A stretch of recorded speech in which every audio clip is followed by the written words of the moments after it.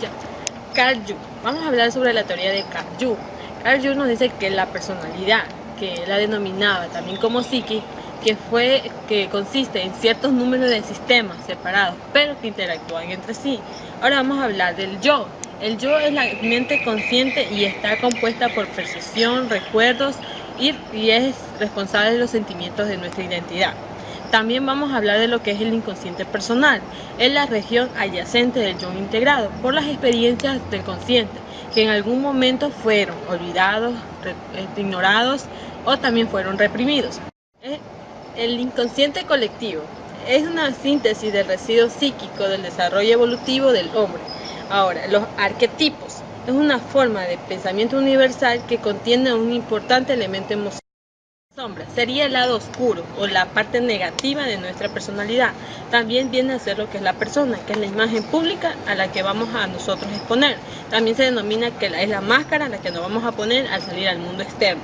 También viene lo que es la parte del ánima. La ánima es el aspecto femenino que está presente en el inconsciente colectivo del hombre. Y el ánimo, que es el aspecto masculino que está en el inconsciente de la mujer. Vamos a hablar sobre la teoría de Raymond Cattell. Raymond Cattell habla sobre la teoría de los rasgos. Raymond Cattell nació en Inglaterra en 1905 y en 1924 se tituló en la Universidad de Londres. Él dice que él con la teoría de los rasgos buscaba identificar los rasgos básicos necesarios para descubrir la personalidad. Cattell definía los rasgos como dimensiones perdurables de características de la personalidad. Cattell creía que la exploración de los rasgos ayudará a establecer la estructura y función de la personalidad. También Cattell dividió en tres tipos los rasgos, que son rasgos temperamentales, los dinámicos, las actitudes o habilidad. Los rasgos temperamentales son los de carácter innato que presentan un alto grado de heredabilidad, que nos quiere mencionar que son de herencia. Y los rasgos dinámicos aluden al aspecto motivacional de la conducta. Y los rasgos actitudinales o de habilidad, referidos a la habilidad del sujeto y que puede afrontar situaciones que se le enfrenten en la vida. Ahora vamos a hablar sobre la teoría de Karen Horney. Karen Horney nos estableció de que las enfermedades no solamente se dan por parte de que es la fisiológica o psicológica, también dice que se da por las poderosas demandas ambientales, como son la economía, la sociedad o las culturas, o también en el mismo ámbito educativo. El concepto clave de Karen Horney es la ansiedad básica.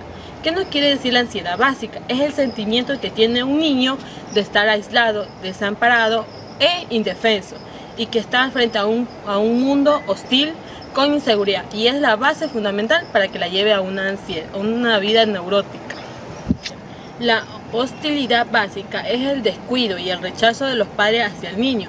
En ocasiones enojan a los niños porque éste no puede expresar su hostilidad por temor al castigo o pérdida del amor. Lo reprimen y aumenta su ansiedad. Las 10 necesidades neuróticas que Karen Horney mencionó. La primera necesidad neurótica es de afecto y aprobación, el deseo de complacer a las demás personas. Necesidad neurótica de compañero que haga cargo de la propia vida, o sea, las personas que tienden a vivir solo. La necesidad neurótica de restringir la propia vida del límite estrecho. Esas son las personas que no se exigen y no dan más de sí mismos. La necesidad neurótica de poder es el esfuerzo por conseguir el poder por el poder mismo. La necesidad neurótica de explotar a los demás y la necesidad neurótica de prestigio, o sea que en estas ambas nos menciona que es el reconocimiento público. La necesidad neurótica de admiración personal y la ambición neurótica de logro personal. Estos dos necesidades son las que se quieren dar a conocer por ser el mejor. Y la necesidad neurótica de autosuficiencia y la necesidad neurótica de la perfección. Esos son los que nos mencionó Karen Horney. A continuación, mi compañera. El precursor de la psicología diferencial también tenemos a Iván Pavlov. Fue un fisiólogo ruso que nació en Riazán el 14 de septiembre de 1849. Muere en Leningrado del 27 de febrero de 1936.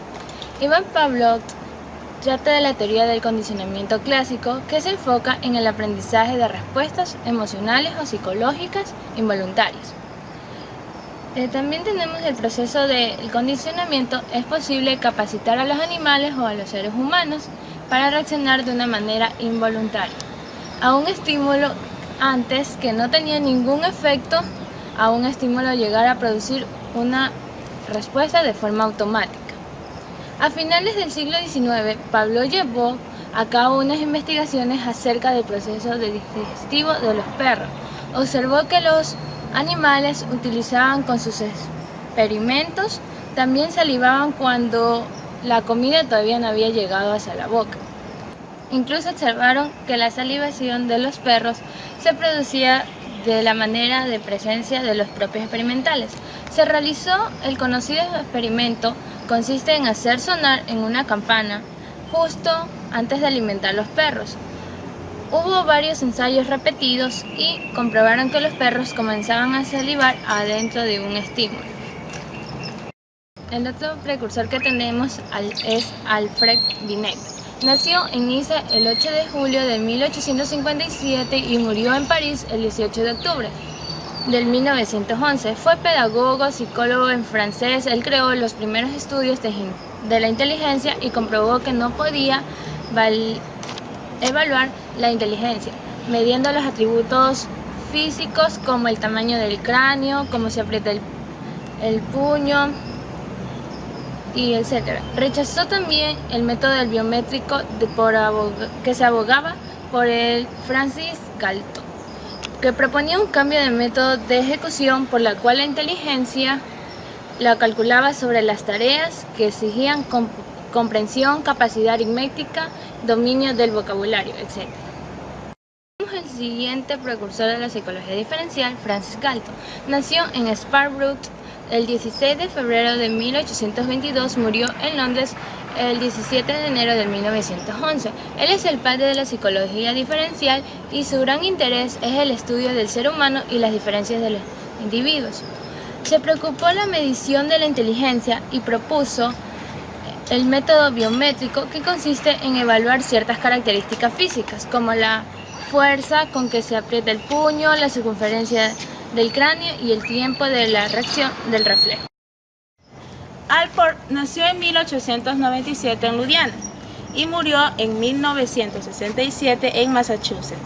Estudió su pregraduado en Harvard y se especializó en economía y filosofía. Alport diferenciaba los rasgos individuales de los comunes, pero a su vez incluía a ambos en la misma definición, por ende la diferenciación siempre era confusa. Define los rasgos como una estructura neuropsíquica capaz de hacer equivalentes a muchos estímulos desde el punto de vista a iniciar y guiar las formas equivalentes de la conducta adaptativa y expresiva, mientras una disposición personal lo definía como algo peculiar del individuo, generalizado y focalizado, dotado de la capacidad de convertir a muchos estímulos en funcionalmente y equivalentemente, de iniciar y guiar formas coherentes de comportamientos adaptativos y expresivos. Alport también nos habla de rasgos fundamentales, rasgos centrales y rasgos secundarios. En rasgos fundamentales nos habla que la característica extraordinaria o una pasión tan destacada que llega a dominar sus vidas.